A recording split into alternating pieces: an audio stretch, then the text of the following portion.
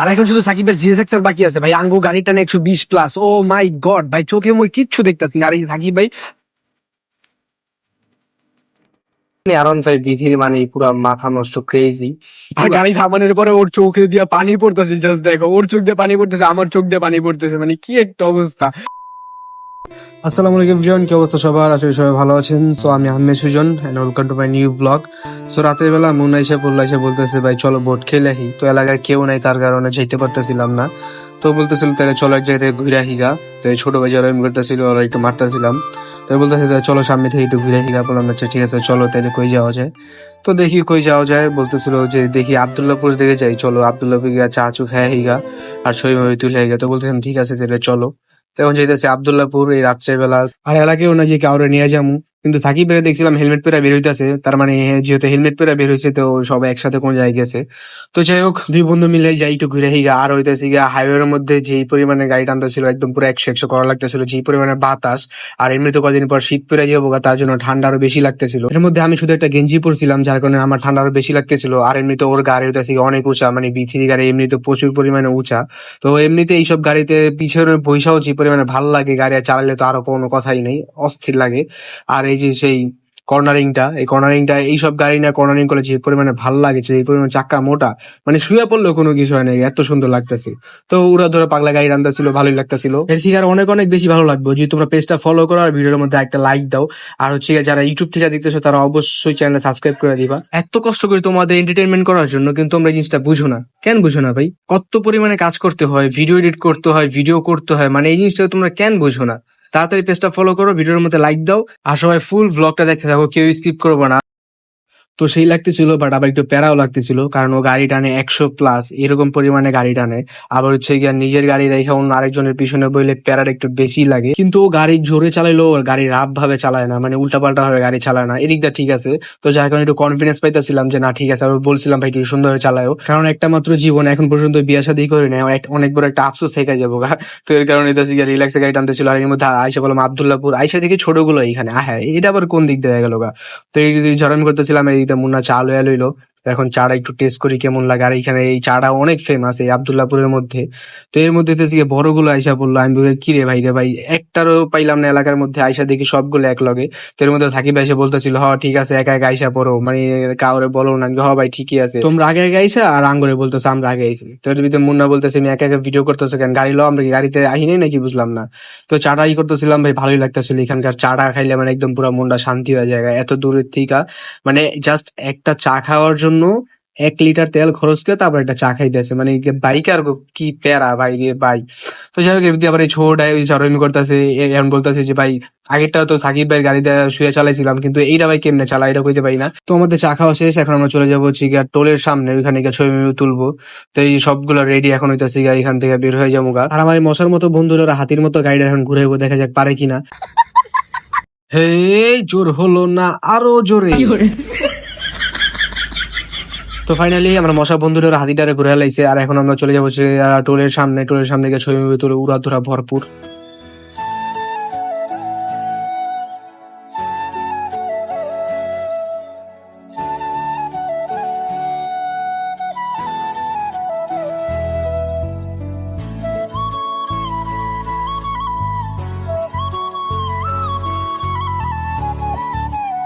তো এসে বললাম টুলের সামনে, আর আইসা দেখি সব বড় আড্ডা দিতেছে, ছবি তুলতেছে।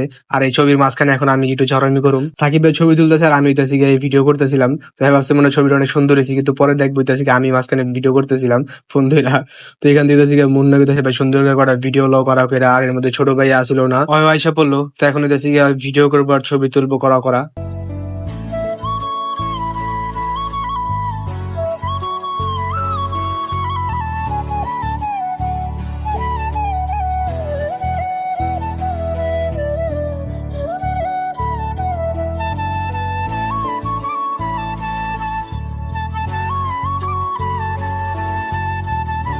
তো আমাদের সাথে একটা 4B গাড়ি ছিল এক বড় ভাই। তো সাকিব ভাই বলতেছিল আজকে 4B এর মাঝখানে ফালায় পুরো পাগল বানায় ছেড়ে দিমু, কারণ 4B খাড়া টানে তো সবাই জানোই, 4B উড়াধুরা টানে। তো এর জন্য কানের মধ্যে হাত দিয়ে বলতেছিল আপনি কান্না বন্ধ করে আপনার কথা কমু। মানে বন্ড হইলো ইমানদার আছে, কারণ এরা যে কথাটা কইবো এটা কানের মধ্যে হাত দিয়ে তারপরে কথাটা কইতে হবো, কবেলা পাবলিক। তো এখন মনে হয় গাড়ি একটু চালামু, গরিব মানুষ তো ভাই, টাকা পয়সা নাই, গাড়ি মারি তো কিনতে পারবো না, তো এর জন্য অন্য সেটা চালাইতে হবে, কিছু করার নাই গা।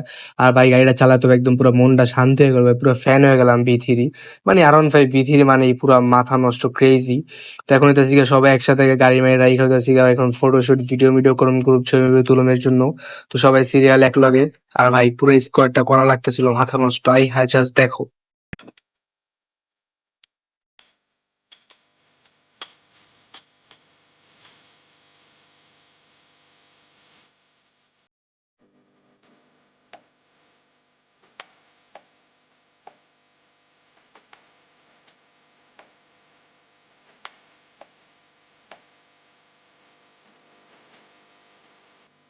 ভাই মানে জাস্ট ওয়াও, এতগুলা গাড়ি একসাথে, তাও আবার মনে করো সব হইতেছে Gixxer 4B monotone GSX-R R15, মানে জাস্ট এক কথায় পুরো ক্রেজি। আরেকটা কথা সেটা হচ্ছে আমাদের যদি ছেলেদের দ্বিতীয় বউ বলা হয় তো সেটা হচ্ছে আমাদের এই বাইক।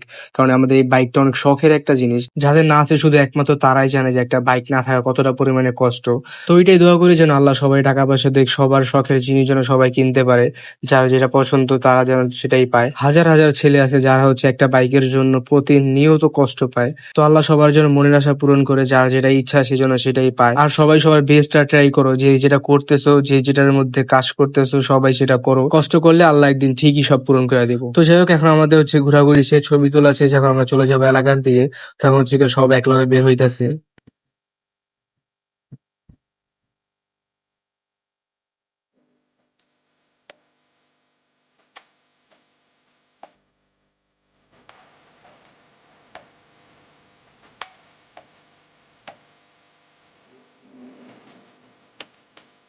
তোমরা বলতেছিল যে ওরা সবাই যাক, আমরা পিছিয়ে পিছিয়ে যাই। তাই আমি ভাবছিলাম যে ও আস্তে আস্তে টানার কথা বলছি, এই জন্য সবাই আগে পাঠা দিয়েছে।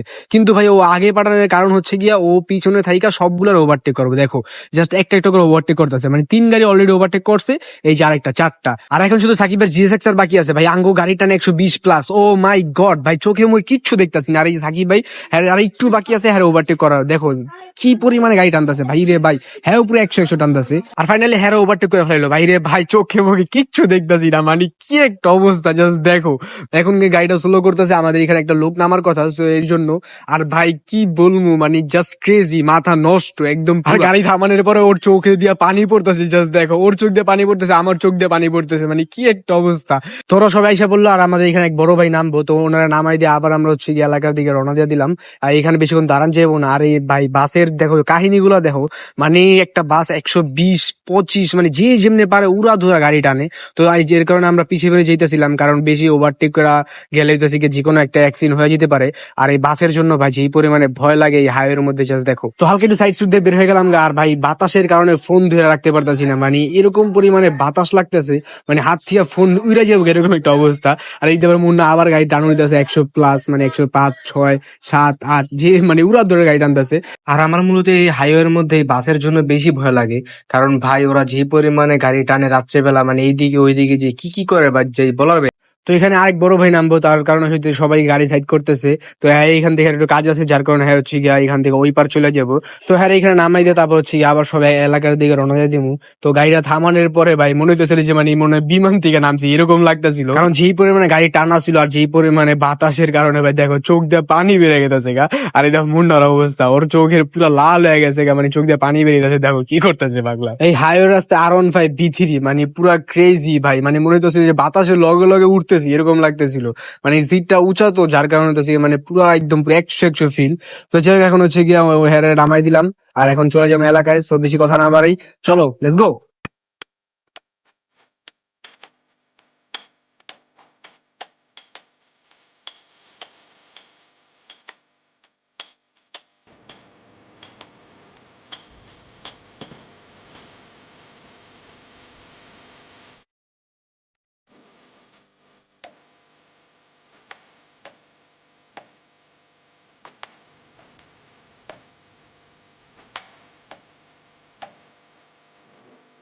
সো গাইস চলে আসলাম এলাকায়, আর আইসা থেকে সব বসে বসে আড্ডা দিতেছিল। আর সাকিব ভাই মুন্নারে বলতেছিল ভাই কত উঠছে কত বেশি না 122। মাত্র অনলি। সো গাইস আজকের ব্লগটা এই পর্যন্তই। আর ভিডিওটাতে সবাই ফটাফট সবাই লাইক করে দিও। আর যারা যারা পেজটা ফলো করে না তাড়াতাড়ি ফলো করে দাও।